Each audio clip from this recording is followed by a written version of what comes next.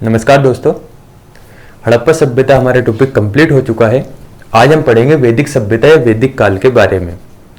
देखिए, हड़प्पा सभ्यता के पतन के पश्चात जो भारतीय उपमहाद्वीप या भारत में नई संस्कृति जो आई वे थी आपकी वैदिक काल या वैदिक सभ्यता। भारत में सबसे पहले हम वैदिक काल के ही बारे में जानते थे और ये मानते थे कि सबसे पुरानी जो सभ्यता है वह वैदिक कालीन सभ्यता ही है। लेकिन जब हड़प्पा सभ्यता के बारे में जानकारी प्राप्त हुई तो तब हमें पता चला कि वैदिक काल से भी पुरानी भारतीय उपमहाद्वीप में एक सभ्यता थी जिसका नाम था हड़प्पा सभ्यता। तो जब हम भारत के जो इतिहास है इस पर दृष्टिपात करते हैं, हम देखते हैं तो हमें ऐसा देखने को लगता है कि भारत का जो इतिहास है कहीं ना कहीं वह विपरीत क्रम में है, या कह सकते हैं वह उल्टा इतिहास है। किस प्रकार से कि जो आपकी हड़प्पा सभ्यता थी, हमने देखा हड़प्पा सभ्यता एक नगरीकृत सभ्यता थी, वहां नगरीकरण था। जबकि जब आप वैदिक काल के बारे में पढ़ेंगे तो आप देखेंगे वैदिक काल जो था यह एक ग्रामीण सभ्यता थी। अर्थात भारत में पहले नगरीकरण का विकास हुआ, उसके पश्चात यहाँ पर ग्रामीण सभ्यता आई, जो कहीं ना कहीं ये बताती है कि भारत का इतिहास विपरीत इतिहास था या उल्टा इतिहास था। तो लगभग 2300 से लेकर 1750 तक चलती है हड़प्पा सभ्यता और 1750 के पश्चात यहाँ पर 1500 ईसा पूर्व से शुरू होती है वैदिक कालीन सभ्यता या वैदिक काल। तो आप देख रहे हैं दोनों के मध्य लगभग 150 से 200 वर्षों का अंतर है। लगभग 150 से 200 वर्षों का अंतर इन दोनों सभ्यताओं के मध्य आता है। इस बीच में हमें यहाँ पर कोई भी ऐसी सभ्यता देखने को नहीं मिलती कि भारतीय उपमहाद्वीप या भारत में कोई सभ्यता का विकास हुआ होगा। कहीं पर भी हमें इतिहास में इस बारे में जानकारी नहीं मिलती, जिसके कारण इसे इतिहास में एक नाम दिया गया जिसे कहा गया अंधकार युग। अंधकार युग के नाम से इस टाइम पीरियड को जाना जाता है। 1750 में या 1700 के आसपास हड़प्पा सभ्यता का पतन हो जाता है और नवीन जो संस्कृति आती है वैदिक काल, वो लगभग 1500 ईसा पूर्व से शुरू होती है। तो लगभग 150 से जो 200 वर्ष का बीच का इतिहास है, यहाँ पर जब कोई संस्कृति नहीं मिली तो इतिहासकारों ने कहा कि यह अंधकार युग था, जबकि भारत में कोई भी सभ्यता का विकास नहीं हुआ। तो आज हम देखते हैं अब 1500 ईसा पूर्व के आसपास भारत में हड़प्पा सभ्यता के बाद जो नई संस्कृति आई वे थी आपकी वैदिक काल। तो इस वैदिक काल के बारे में जानते हैं। वैदिक काल जिसका नाम ही स्पष्ट है, इसे वैदिक काल इसलिए कहा गया जैसे आपकी हड़प्पा सभ्यता थी उसके प्रथम नगर के आधार पर वहां पर हड़प्पा सभ्यता उसका नाम रखा गया, क्योंकि उसका पहला नगर हड़प्पा मिला था। तो इसका नाम वैदिक काल किस उस आधार पर हमने रखा यहाँ पर। तो अगर हम इसकी बात करें तो हमें इस काल के बारे में जो सर्वाधिक जानकारी मिलती है वह मिलती है वेदों से। आपने अधिकांशतः वेद, उपनिषद, उसके पश्चात यहाँ पर ब्राह्मण ग्रंथ, इनके नाम सुने होंगे। तो जो वेद हैं, जो प्रमुख 4 वेद हैं, ऋग्वेद, यजुर्वेद, सामवेद और अथर्ववेद, इन्हीं वेदों से हमें यहाँ पर वैदिक काल के बारे में जानकारी मिलती है। और इसी कारण जब वेदों के आधार पर संपूर्ण सभ्यता की जानकारी मिली तो हमने इस सभ्यता का नामकरण वैदिक काल कर दिया। तो देखते हैं हम वैदिक काल का अर्थ होता क्या है। जो वैदिक शब्द है, इस वैदिक शब्द का अभिप्राय है ज्ञान, या वैदिक शब्द का तात्पर्य है ज्ञान। अर्थात वैदिक शब्द का सीधा सा अर्थ ज्ञान होता है और ये विद धातु से बनकर बना हुआ है। इसके पश्चात अगर हम बात करें जिस प्रकार से हड़प्पा जब सभ्यता जो थी वहां के निवासी को हमने हड़प्पा वासी कहा था, तो यहाँ के जो वैदिक सभ्यता के जो निवासी थे इन्हें आर्य कहा गया। ये लिखा हुआ है आपका आर्य। और आर्य जो हमने कहा, आर्य का अर्थ यहाँ पर कहा गया कि आर्य का अर्थ है श्रेष्ठ, अभिजात या कुलीन वर्ग से। श्रेष्ठ का अर्थ यहां पर इन्हें श्रेष्ठ इसलिए कहा गया क्योंकि इनकी जो भाषा थी वह थी संस्कृत भाषा। तो अगर क्वेश्चन बनता है कि आर्यों को श्रेष्ठ किस आधार पर कहा गया, तो यहां पर भाषाई आधार पर आर्यों को श्रेष्ठ कहा गया, ना कि जाति आधार पर। अर्थात यहां पर जो इन्हें श्रेष्ठ कहा जाता था ये इनकी जाति के आधार पर नहीं, वरन इनकी जो भाषा थी यह उत्कृष्ट भाषा मानी जाती थी। इसी उत्कृष्ट भाषा संस्कृत के कारण इन्हें आपका भाषाई आधार पर श्रेष्ठ कहा गया। तो बात करते हैं हम वैदिक काल की। जब हम वैदिक काल के बारे में अध्ययन करते हैं तो ये देखा गया कि वैदिक काल यहाँ पर 2 भागों में विभक्त था। 2 भागों में हमने इसलिए बांटकर इसको पढ़ा हुआ है क्योंकि जो ऋग्वैदिक काल है, इस ऋग्वैदिक काल की दशाएं कुछ अलग थी और उत्तर वैदिक काल की दशाएं कुछ अलग है। मतलब यहाँ पर एक भाग में कुछ अलग दशाएं थी और कुछ पश्चात वहां पर कुछ परिवर्तन हुए, जिसके कारण हम इसे 2 भागों में देखते हैं। और यही जानकारी हमें ऋग्वेदों, यजुर्वेद, सामवेद, अथर्ववेद में मिलती है कि यहाँ पर ऋग्वैदिक काल और उत्तर वैदिक काल 2 प्रकार से वैदिक काल का विभाजन था। तो वैदिक काल दो भागों में बटा था। संपूर्ण वैदिक काल का जो टाइम पीरियड है वह है 1500 से 600 ईसा पूर्व। इसके जो दो प्रमुख भाग थे, एक था ऋग्वैदिक काल, ऋग्वैदिक एज के नाम से इसे जाना जाता है, इसे ही पूर्व ऋग्वैदिक काल के नाम से भी जाना जाता है। वहीं ऋग्वैदिक काल के टाइम पीरियड की बात करें तो लगभग 1500 से लेकर 1000 बीसी या ईसा पूर्व तक इसका टाइम था, और उत्तर वैदिक काल जो इसके बाद का काल था उसका टाइम था 1000 से 600 बीसी या 600 ईसा पूर्व। तो इन दो प्रमुख भागों में वैदिक काल का विभाजन था, एक था ऋग्वैदिक काल और दूसरा था उत्तर वैदिक काल। अब जिस प्रकार से हमने कहा था, सबसे पहला जो इतिहास का वीडियो बनाया था उसमें हमने देखा था कि इतिहास पढ़ने के कुछ सोर्सेस या स्रोत होते हैं जिनके आधार पर हम इतिहास का लेखन करते हैं। ठीक है, ऐसे ही इस वैदिक काल को पढ़ने के भी कुछ सोर्सेस रहे होंगे, कुछ स्रोत रहे होंगे जिनके आधार पर हमें यहाँ पर जानकारी मिली कि वैदिक काल की सभ्यता या संस्कृति किस प्रकार की थी। तो जब हम वैदिक काल की जानकारी के सोर्सेस की बात करते हैं, जानकारी के स्रोत की बात करते हैं, तो हमें यहाँ पर पुरातात्विक और साहित्यिक दोनों प्रकार के स्रोत मिलते हैं। पुरातात्विक और साहित्यिक स्रोत क्या क्या होते हैं, ये जब हमने इतिहास का पहला वीडियो बनाया था तब हमने वहां पर देखा था कि पुरातात्विक और साहित्यिक स्रोत क्या क्या होते हैं।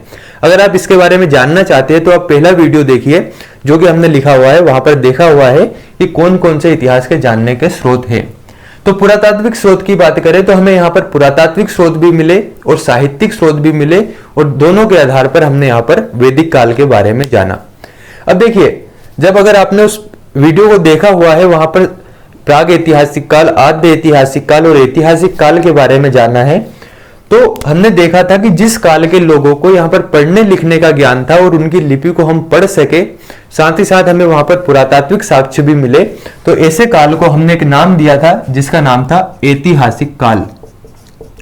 अर्थात ऐसा काल जहां पर लोग शिक्षित थे, पढ़ने लिखने का ज्ञान था, इनके द्वारा भाषाओं को लिखा गया, लिपि को लिखा गया और इन्हें हमें साक्ष्य भी मिले, तो ऐसे काल को कहा गया ऐतिहासिक काल। तो जो आपकी वैदिक काल है, इस वैदिक काल में हमें साहित्यिक स्रोत भी मिले, अर्थात इनके द्वारा कुछ ना कुछ लिखा भी गया, और पुरातात्विक साक्ष्य भी मिले। तो साहित्यिक स्रोत में हमें प्रमुख रूप से वेद मिले।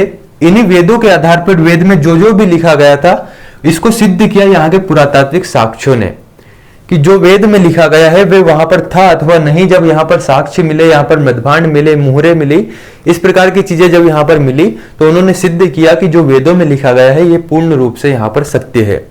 अर्थात साहित्यिक और पुरातात्विक दोनों स्रोत यहाँ पर मिले, जिसके कारण हमने कहा कि ये ऐतिहासिक काल से संबंधित है। तो अगर क्वेश्चन बनता है कि वैदिक काल किस काल से संबंधित है, तो वह है आपका ऐतिहासिक काल से। तो अब हम देखते हैं इसके जानकारी के स्रोत के अंतर्गत सबसे पहला पुरातात्विक स्रोत।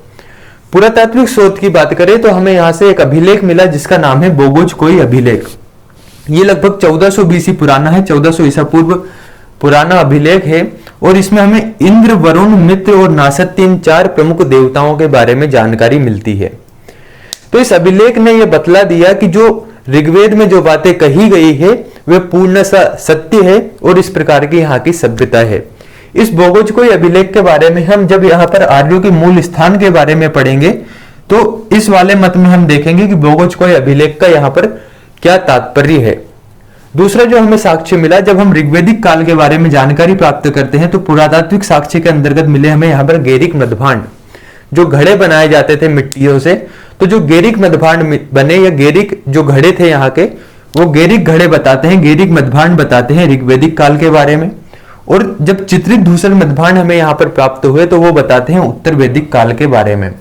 अर्थात गैरिक मधभांड ऋग्वैदिक काल का अध्ययन करवाने में महत्वपूर्ण पुरातात्विक साक्ष्य है, वहीं चित्रित धूसर मधभांड उत्तर वैदिक काल के बारे में जानकारी प्राप्त करवाते हैं। तो अगर क्वेश्चन बनता है कि ऋग्वैदिक काल की जानकारी का पुरातात्विक साक्ष्य में प्रमुख स्रोत क्या है, तो वह गैरिक मधभांड। उत्तर वैदिक काल की जानकारी का पुरातात्विक साक्ष्य के रूप में महत्वपूर्ण स्रोत कौन सा है, तो वह चित्रित धूसर मधभांड। तो ये तो थे आपके पुरातात्विक साक्ष्य। अब देखते हैं हम साहित्यिक स्रोतों के अंतर्गत कि साहित्यिक सोर्सेस कौन कौन से हैं जिनके आधार पर हमें वैदिक काल की जानकारी मिलती है। तो सबसे पहला हमने देखा इसका जो प्रमुख पहला काल था ऋग्वैदिक काल, जिसे पूर्व वैदिक काल के नाम से भी जाना जाता है। इस ऋग्वैदिक काल की जानकारी का सबसे मुख्य स्रोत है ऋग्वेद, इसी कारण इसका नाम ऋग्वैदिक काल भी है। तो ऋग्वेद इसकी जानकारी का सबसे महत्वपूर्ण सोर्सेस है। तो हम देखते हैं ऋग्वेद के बारे में यहाँ पर कुछ बातें लिखी गई है। ऋग्वेद की अगर हम बात करें तो यह सर्व प्राचीन एवं सर्वाधिक महत्वपूर्ण वेद है, अर्थात जो चारों वेद हैं, इन चारों वेदों में सबसे पुराना जो वेद है वह ऋग्वेद है, और सर्वाधिक महत्वपूर्ण भी अगर कोई सा वेद है तो वह ऋग्वेद है। तो सबसे प्राचीन और सबसे महत्वपूर्ण वेद ऋग्वेद है। दूसरी बात करते हैं हम इसकी रचना की, कि किस टाइम में इसकी रचना हुई, कब इस वेद को लिखा गया। तो लगभग 1500 से लेकर 1000 BC 1000 ईसा पूर्व के मध्य इस वेद की रचना हुई है, इस वेद को लिखा गया है। तीसरा है संकलनकर्ता। संकलनकर्ता से तात्पर्य है इस वेद के अलग अलग पाठ थे, अलग अलग अध्याय थे, तो इन सभी को संकलित करने का जो कार्य किया था वह किया था महर्षि कृष्ण द्वैपायन ने। इन कृष्ण द्वैपायन को यहाँ पर वेद व्यास के नाम से भी जाना जाता है। वहीं अगर हम ऋग्वेद के मंडल की बात करें तो इसमें लगभग 10 मंडल व 1028 सूक्त, सूक्त से अर्थ है यहाँ पर सूत्र। तो ऋग्वेद में 10 मंडल एवं 1028 सूक्त या सूत्र दिए गए हैं।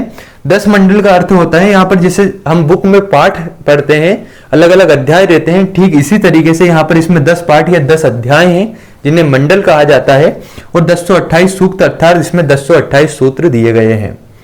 इन जो 10 मंडल है, जैसे प्रथम मंडल, द्वितीय मंडल, तृतीय मंडल, इस प्रकार से 10 मंडल है। इन 10 मंडलों में से द्वितीय से लेकर जो 7वां मंडल है, दूसरे मंडल से लेकर 7वें मंडल तक के जो मंडल है वह सबसे प्राचीन मंडल है। अगर क्वेश्चन बनता है कि ऋग्वेद के 10 मंडल में सबसे प्राचीन मंडल कौन से हैं, तो 2 से 7 तक के मंडल सबसे प्राचीन मंडल है। वहीं अगर हम पहले और 10वें मंडल की बात करें तो यह सबसे नया मंडल है। तो अगर क्वेश्चन बनता है कि ऋग्वेद का कौन सा मंडल सबसे नया मंडल है, या ऋग्वेद का कौन सा मंडल बाद में जोड़ा गया, तो वह जोड़ा गया था पहला व 10वां मंडल, जो कि सबसे नया मंडल है। तो देखिए जो 10 मंडल है, इन 10 मंडलों के बारे में हमें नहीं पढ़ना है, सिर्फ इसमें से 3 या 4 प्रमुख मंडल है जिनमें क्या क्या बातें कही गई है, उन 1 या 2 बातों को यहाँ पर हमें देखना है। तो तृतीय मंडल या तीसरे मंडल की बात करें तो यहाँ पर तीसरे मंडल में गायत्री मंत्र दिया गया है, और इस गायत्री मंत्र की जो रचना करी है, जिसके जो रचिता है वह है विश्वामित्र जी। तो अगर क्वेश्चन बनता है कि गायत्री मंत्र कौन से मंडल में दिया गया है, तो ऋग्वेद के तीसरे मंडल में, इसका रचिता है विश्वामित्र। अगला है 7वां मंडल। 7वां मंडल में हमें 10 राज्य युद्ध की जानकारी मिलती है, और इस 10 राज्य युद्ध के जो रचिता है, इस मंडल के जो रचिता है, 7वें मंडल का रचिता है वशिष्ठ जी।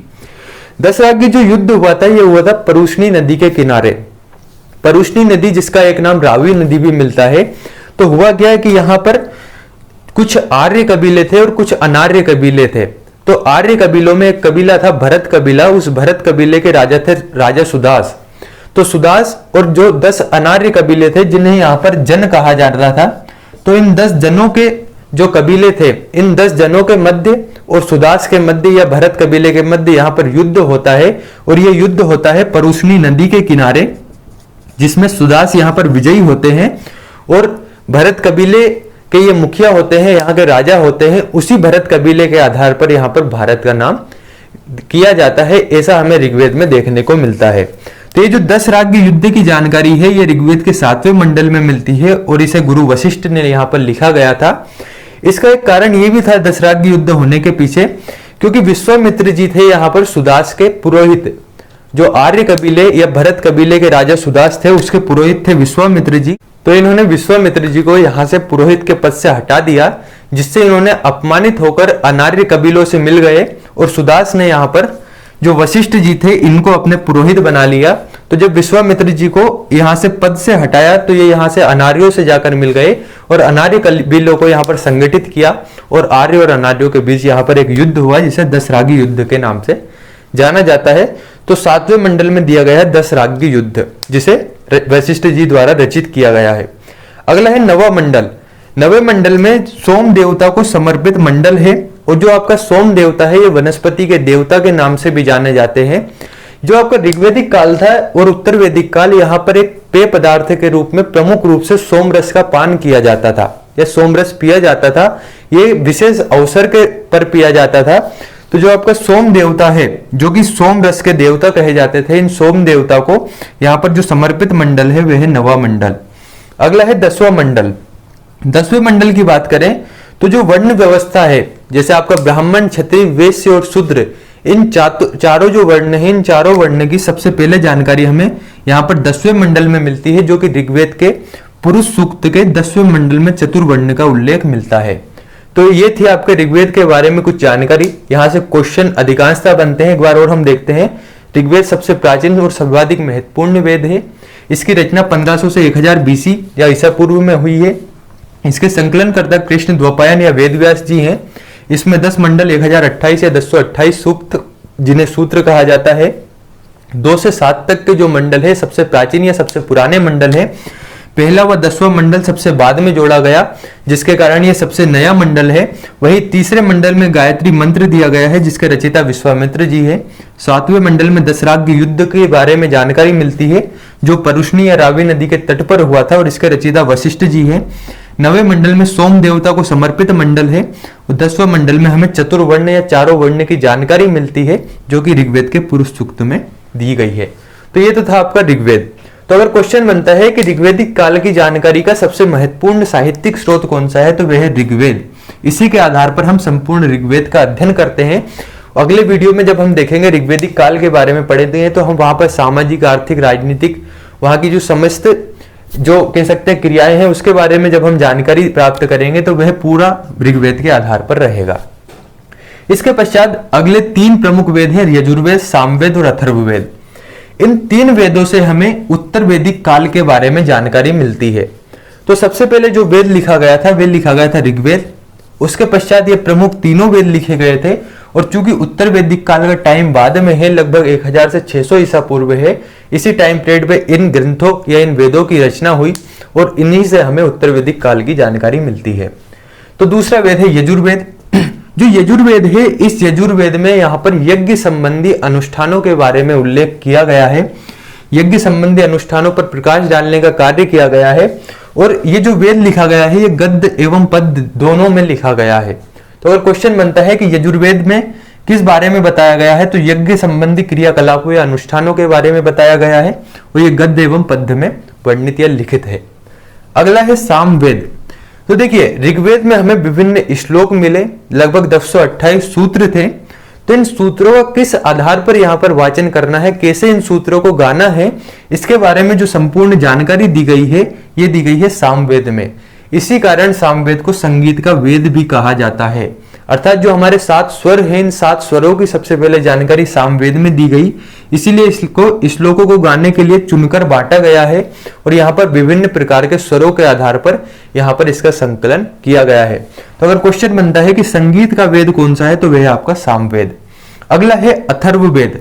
जो अथर्ववेद है, इस अथर्ववेद में हमें भौतिक दिनचर्या जो होती है, या कह सकते हैं दैनिक क्रियाकलापों के बारे में जानकारी मिलती है। जैसे यहाँ पर धार्मिक विचार, तंत्र मंत्र, जादू टोने, वशीकरण, इन सभी के बारे में जो जानकारी मिलती है, यह मिलती है अथर्ववेद से। अथर्ववेद को आपका ब्रह्मवेद भी कहा जाता है। तो ये हुए आपके प्रमुख वेद, यजुर्वेद, सामवेद और अथर्ववेद। तो अगर क्वेश्चन बनता है यज्ञ संबंधी अनुष्ठानों के बारे में जानकारी किस वेद में मिलती है, तो वह यजुर्वेद। या से यज्ञ है और या से ही यजुर्वेद है। सा से संगीत है और सा से ही आपका सामवेद है। तो संगीत का वेद किसे कहा जाता है? सामवेद को। अथर्ववेद सबसे बाद में रचित वेद है। धार्मिक विचार, तंत्र मंत्र, जादू टोने आदि की जानकारी हमें अथर्ववेद से मिलती है। इसके बाद मैंने यहाँ पर कुछ लिखा हुआ है, जैसे है एक आपका वेदत्रयी, संहिता, उपनिषद और वेदांग। तो ये क्वेश्चन बनते हैं कि वेदत्रयी किनको कहा जाता है। तो जो आपके 3 शुरू के ग्रंथ है, एक ऋग्वेद, यजुर्वेद, सामवेद, इन तीनों वेदों का सम्मिलित रूप यहाँ पर कहलाता है वेदत्रयी। तो अगर क्वेश्चन बनता है कि ऋग्वेद, यजुर्वेद, सामवेद के सम्मिलित रूप को क्या कहा जाता है, तो उसे कहा जाता है वेदत्रयी। अगला है संहिता। तो जो चारों वेद है, इन चारों वेदों का सम्मिलित रूप संहिता कहलाता है। कभी कभी आप पढ़ेंगे यहाँ पर वैदिक संहिता के बारे में जानकारी दीजिए। इस प्रकार से आप वैदिक संहिता भी पढ़ते हैं, कभी कभी आप इसके बारे में वैदिक काल भी पढ़ते हैं। तो इन चारों जो वेद है, ऋग्वेद, यजुर्वेद, सामवेद और अथर्ववेद, इन चारों का सम्मिलित रूप संहिता कहलाता है। अगला है उपनिषद। तो उपनिषद का अर्थ होता है कि पास बैठना, अर्थात गुरु के समीप बैठकर लिखे गए वेदों को, या कह सकते हैं लिखे गए ग्रंथों को यहाँ पर उपनिषद कहा जाता है। और कुल उपनिषदों की संख्या 108 है। यह क्वेश्चन बनता है कि उपनिषदों की संख्या कितनी है, तो 108 उपनिषद है, जिसमें से लगभग 12 प्रमाणिक उपनिषद कहे जाते हैं। इसके पश्चात है वेदांग। वेदांग का अर्थ होता है वेदों के अंग। तो ये वेद तो रचे गए, इनको लिखा भी गया, लेकिन वेदों को लिखने के बाद इसको समझने के लिए कुछ अंगों की आवश्यकता हुई। तो जो वे अंग थे, ये प्रमुख रूप से 6 अंग हैं जिन्हें वेदांग कहा जाता है। वह है आपका शिक्षा, कल्प, व्याकरण, निरुक्त जिसे भाषा विगत भी कहा जाता है, छंद और ज्योतिष। तो प्रमुख रूप से ये 6 वेदांग है जो कि वेदों के अंग कहे जाते हैं। इनके आधार पर हम वेदों को जानते हैं या उनका अध्ययन करते हैं। तो क्वेश्चन बनता है कि वेदांग की संख्या कौन कौन सी है? 6 है। इनमें से कौन कौन से वेदांग है? ये वाले वेदांग है। उपनिषद 108 है, संहिता चारों वेदों का सम्मिलित रूप है, और वेद ऋग्वेद, यजुर्वेद और सामवेद को कहा जाता है। तो ये तो हुआ वैदिक काल के बारे में सामान्य सी जानकारी। आगे हम देखते हैं मूल निवास स्थान। तब देखिए, वैदिक काल के बारे में हमें जानकारी तो मिली, लेकिन अब क्वेश्चन ये उठता है कि जिस प्रकार से हड़प्पा सभ्यता के निर्माता के बारे में क्वेश्चन उठा था कि हड़प्पा सभ्यता के वास्तविक निर्माता कौन है, ठीक इसी प्रकार से वैदिक काल को लेकर भी ये क्वेश्चन उठा कि वैदिक काल के जो लोग थे इनका मूल निवास स्थान कौन सा था, अर्थात ये कहां से आकर बसे थे, या ये कहां के निवासी थे, भारत में कहां से आए, या वास्तव में ये भारत के निवासी थे। इस प्रकार के यहाँ के विद्वानों में मत थे। तो कुछ विद्वान हैं, उनके द्वारा इनका निवास स्थान बताया गया है कि कहां कहां इनका निवास स्थान था या किस स्थान से ये आए, और उसमें हम देखते हैं कि सर्वमान्य मत कौन सा है। तो सबसे पहले हम बात करते हैं बाल गंगाधर तिलक साहब की। तिलक जी कहते हैं कि जो आपके आर्य लोग थे या वैदिक कालीन लोग थे, ये आर्य लोग आए उत्तरी ध्रुव से। यह आपकी पृथ्वी, इस पृथ्वी पर हमने देखा था ये था आपका नॉर्थ पोल, इसे ही उत्तरी ध्रुव कहा जाता है। तो इस उत्तरी ध्रुव पर यहीं पर है आपका आर्कटिक प्रदेश, इसे ही आर्कटिक प्रदेश कहा जाता है। तो इन्होंने तिलक साहब ने कहा कि इस क्षेत्र से आर्य भारत के सप्तसेंधव क्षेत्र में आए और ये निवासी थे आपके आर्कटिक प्रदेश या उत्तरी ध्रुव के। इन्होंने इस बारे में कहा कि यहाँ पर चूंकि आप जानते हैं ये ठंडा प्रदेश है, तो यहाँ पर अत्यधिक हिमपात हुआ, जो आपकी बर्फ है इस बर्फ की वर्षा हुई, जिसके कारण यहाँ पर परिस्थितियों में बदलाव हुआ, विपरीत परिस्थितियां आई, जिसके कारण ये यहाँ पर पलायन कर गए और भारत का जो आपका क्षेत्र था सप्तसेंधव क्षेत्र, यहाँ पर आकर रहने लगे। तो क्वेश्चन ये उठता है कि तिलक साहब ने ये बात तो कही कि ये यहाँ से आकर यहाँ पर रहने लगे, लेकिन ये मत इसलिए प्रासंगिक नहीं लगता क्योंकि अगर मान लीजिए कोई किसी स्थान से आकर दूसरे स्थान पर निवास करता है, तो वह जिस स्थान पर आकर निवास करता है उस स्थान की अपेक्षा पहले जिस स्थान पर रहता था उसका ज्यादा उल्लेख करता है। लेकिन हमें ऋग्वेद में सर्वाधिक सप्तसेंधव प्रदेश का उल्लेख मिलता है, ना कि आर्कटिक प्रदेश का। तो इन्होंने कहा कि अगर ये आर्कटिक प्रदेश के निवासी होते तो हमें सर्वाधिक आर्कटिक प्रदेश या उत्तरी ध्रुव का उल्लेख मिलता, लेकिन हमें सर्वाधिक वेदों में सप्तसेंधव क्षेत्र का उल्लेख मिलता है, इसलिए यह मत यहाँ पर खंडित होता है, इसकी प्रासंगिकता नहीं रहती है। तो बाल गंगाधर तिलक ने कहा था कि इनका निवास स्थान है उत्तरी ध्रुव। अगला है दयानंद सरस्वती। दयानंद सरस्वती जी ने कहा कि ये तिब्बत से आए थे। इन्होंने एक अलग ही मत दिया, इन्होंने कहा कि ये खानाबदोश जीवन जीते थे, कबीलाई पद्धति पर यहाँ पर रहते थे और यहाँ पर पशुचारण करते थे। तो तिब्बत से होते हुए भारतीय महाद्वीप में यहाँ पर आते हैं और भारतीय उपमहाद्वीप में आते हैं। उसके पश्चात यहाँ पर ये देखते हैं कि इनको यहाँ पर पूर्ण रूप से इनके वातानुकूलन के हिसाब की जलवायु वगैरह मिलती है, तो ये यहाँ पर निवास करने लगते हैं। तो दयानंद सरस्वती जी ने तिब्बत को इनका निवास स्थान बताया। अगला है अविनाश चंद्र दास।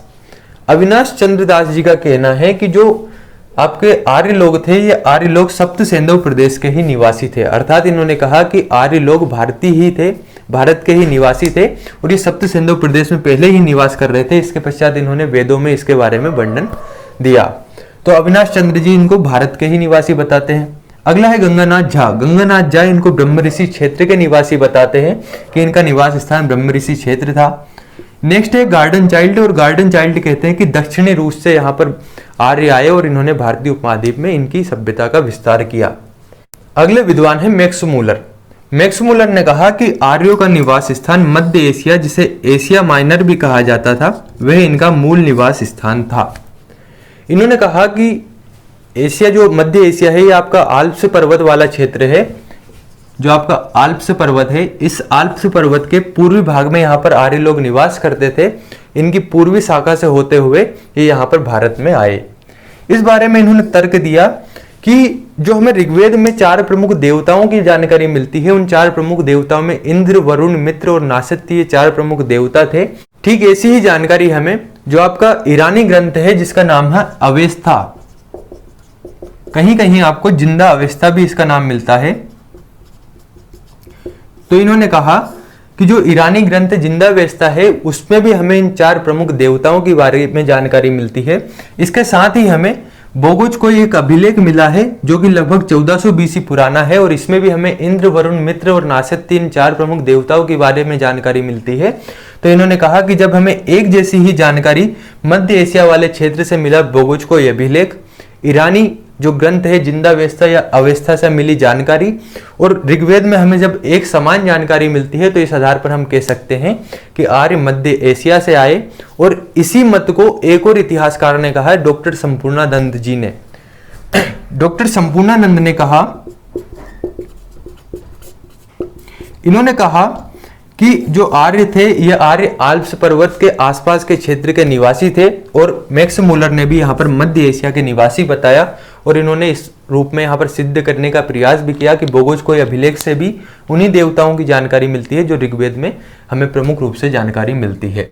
तो इस आधार पर हमें अधिकांश जो कह सकते हैं कि सर्वोत्तम मत लगता है वे मैक्स मुलर का लगता है। इस आधार पर हम कह सकते हैं कि आर्यों का आगमन मध्य एशिया से हुआ। तो यहाँ पर इस प्रकार से वैदिक कालीन संस्कृति का उद्भव हुआ। तो ये तो थी हमारे जानकारी के बारे में विभिन्न स्रोत कि किस प्रकार से आर्यों का यहाँ पर आगमन हुआ और किस प्रकार से इन्होंने वैदिक कालीन संस्कृति के बारे में जानकारी दी। तो हमने देखा आर्यों के मूल स्थान को लेकर जो यहाँ पर मैक्स मुलर ने मत दिया था। उन्होंने कहा कि जो आर्य लोग आए थे ये मध्य एशिया से आए, जिसे कि मध्य एशिया और इसे ही एशिया माइनर कहा जाता है। और इसके संबंध में इन्होंने तर्क दिया कि जो हमें बोगुज को अभिलेख मिला है जिसमें इंद्र, वरुण, मित्र और नासत्य इन 4 देवताओं का उल्लेख मिला है, जो कि हमें ये बोगुज को अभिलेख मिला है लगभग 1400 बीसी पुराना अभिलेख है, और ठीक यही जानकारी हमें ऋग्वेद में मिलती है। इसके आधार पर इन्होंने कहा कि यहाँ पर जो आर्यों का आगमन हुआ भारत में वे कहीं ना कहीं मध्य एशिया या एशिया माइनर से हुआ। इसी के संबंध में इन्होंने एक बात और कही कि जो ईरानी ग्रंथ है जिनका नाम है जिंदा अवस्था या अवस्था, इस ईरानी ग्रंथ में भी यहाँ पर इन इंद्र, वरुण, मित्र और नासत्य 4 देवताओं का उल्लेख मिलता है, और कुछ ऐसी बातों का उल्लेख मिलता है जिनका यहाँ पर ऋग्वेद में उल्लेख किया गया है। तो इस आधार पर इन्होंने कहा कि दोनों ग्रंथों और वहां के अभिलेख में हमें एक जैसी जानकारी मिली, जिसके आधार पर हम कह सकते हैं कि आर्यों का आगमन मध्य एशिया या एशिया माइनर से भारत में हुआ। तो आर्यों के आगमन को लेकर जो सर्वमान्य या कह सकते हैं सबसे अधिक जो प्रचलित मत है वे मध्य एशिया का ही है, जिसे मैक्स मुलर ने दिया। तो एक क्वेश्चन बनता है कि आर्यों का आगमन कहां से हुआ? मैक्स आपके मध्य एशिया से। और इस मत के प्रतिपादक या विद्वान कौन है? तो वे थे आपके मैक्स मुलर। अब ये जो आपके वेद है ऋग्वेद, यजुर्वेद, सामवेद, अथर्ववेद, इनके बारे में कुछ जानकारी है यहाँ पर, ये फैक्चुअल रूप में है, यहाँ से अधिकांश क्वेश्चन बनते हैं। तो ये समझने लोग ज्यादा कुछ नहीं है इसमें समझाने लायक, सिर्फ इनको हमें ध्यान रखना है और इसको हमें नोटबुक या कॉपी में ऐसे ही उतारना है। तो हम बात करें वेदों की, तो हमें इसमें देखना है कि कौन कौन से 4 वेद हैं। इन वेदों के कुछ ब्राह्मण ग्रंथ होते हैं, उसके पश्चात इन्हीं वेदों के कुछ उपनिषद होते हैं। उपनिषद का अर्थ होता है पास में बैठकर लिखना, अर्थात गुरु के पास में बैठकर लिखा गया। अगला है आरण्यक। आरण्यक का अर्थ होता है जंगलों में लिखा गया। जब ऋग्वेद काल की बात करें या वैदिक काल की बात करें, उस समय जो यहाँ के लोग थे जिन्होंने संन्यास ग्रहण किया और संन्यास लेने के पश्चात ये जंगलों में रहकर इन्होंने ग्रंथों का यहाँ पर निर्माण किया या ग्रंथों का रचित किया, तो उन्हें कहा गया आरण्यक, अर्थात जंगलों में लिखा गया। इसके पश्चात इन्हीं वेदों में कितने सूक्त या सूत्र हैं उसके बारे में देखना है।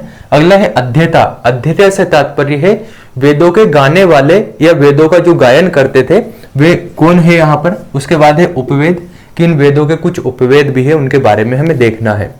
तो इसको हम एक बार देखते हैं कि कौन कौन से वेदों के उपवेद, ब्राह्मण ग्रंथ, उपनिषद आदि हैं। सबसे पहले देखते हैं हम ऋग्वेद। सबसे प्राचीन सर्व महत्वपूर्ण जो ग्रंथ है ऋग्वेद, इसके बारे में हम देखते हैं। ऋग्वेद का जो ब्राह्मण ग्रंथ है वह है ऐत्रेय और कौशितकी। ध्यान रखना है, ऋग्वेद का ब्राह्मण ग्रंथ ऐत्रेय और कौशितकी है, और यही ऋग्वेद का उपनिषद भी है।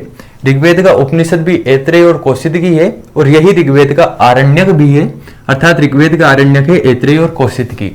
इसके पश्चात अगर हम बात करें कि ऋग्वेद में कितने सूक्त या सूत्र दिए गए हैं, तो लगभग 1028 या 1028 सूक्त या सूत्र दिए गए हैं।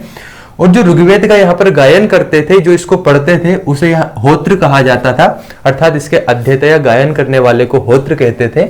और ऋग्वेद का जो उपवेद है वह है आयुर्वेद।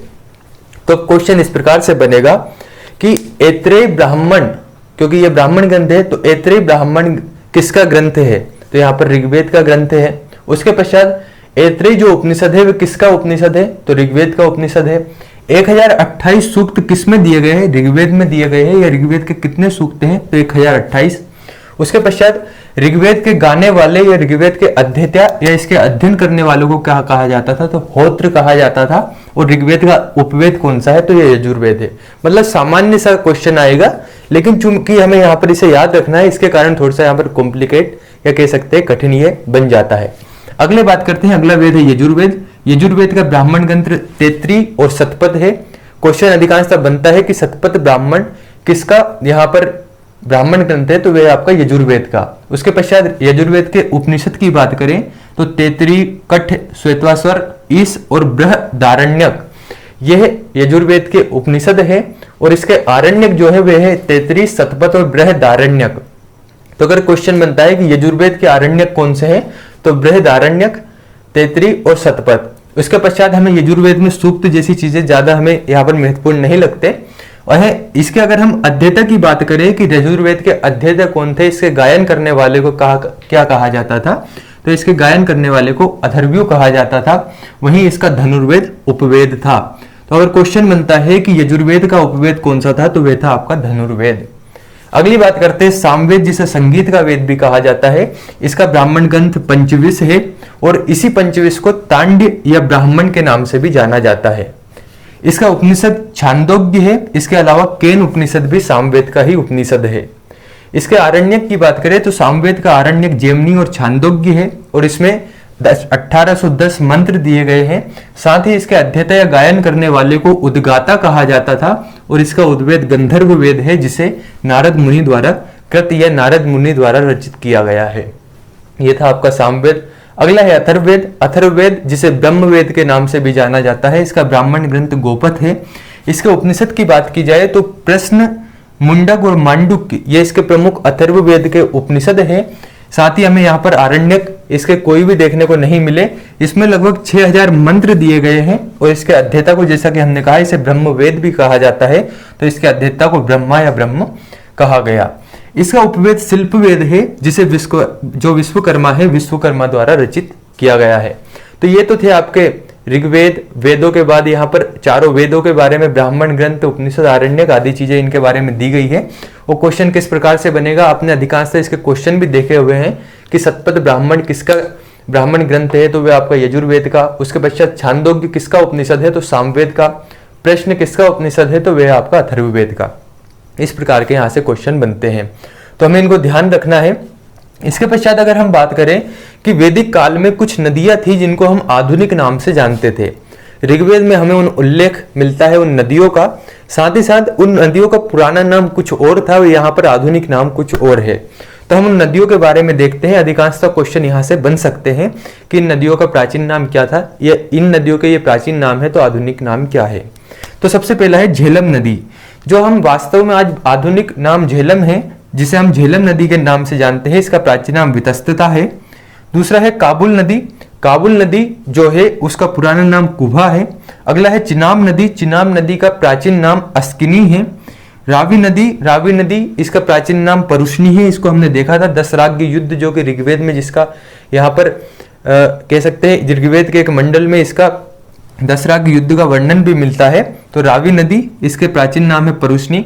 अगला है सतलज नदी। सतलज नदी का प्राचीन नाम सतुद्री है और ये अधिकांश का क्वेश्चन बना हुआ है कि सतलज नदी का प्राचीन नाम क्या है या सतुद्री का आधुनिक नाम क्या है। उसके पश्चात गंडक, सदानीरा नदी को कहा जाता है। घक्कर नदी, इसे द्रस्वती नदी कहा जाता है। और अगली है व्यास नदी, जिसे कि विपाशा नदी के नाम से जाना जाता है।